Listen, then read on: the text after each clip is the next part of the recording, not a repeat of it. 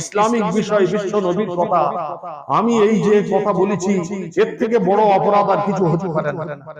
তো সঙ্গে সঙ্গে একটা খুঁটি গিয়ে নিজেকে বাঁধলেন, আর এই বাঁধা অবস্থায় 20 দিন ছিল, যতক্ষণ পর্যন্ত কোরআনের আয়াত তার সম্পর্কে অবতীর্ণ না হলো যে আল্লাহ পাকের তরফ থেকে তাকে মাফ করা দেওয়া হয়েছে।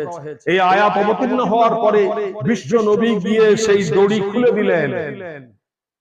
সেই খাম্মাটার নাম, খুঁটিটার নাম হচ্ছে আবু লুবাবা, উসওয়ানায়ে আবু লুবাবা।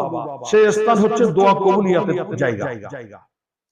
ঠিক বিশ্ব নবী সাল্লাল্লাহু আলাইহি ওয়াসাল্লাম এক জায়গায় তাহাজ্জুদের নামাজ পড়তেন, সেই জায়গায় একটা খুঁটি হয়েছে, তার নাম উসওয়ানায়ে তাহাজ্জুদ। বিশ্ব নবী সাল্লাল্লাহু আলাইহি ওয়াসাল্লাম মসজিদে নববীতে যখন ইতিকাফে বসতেন,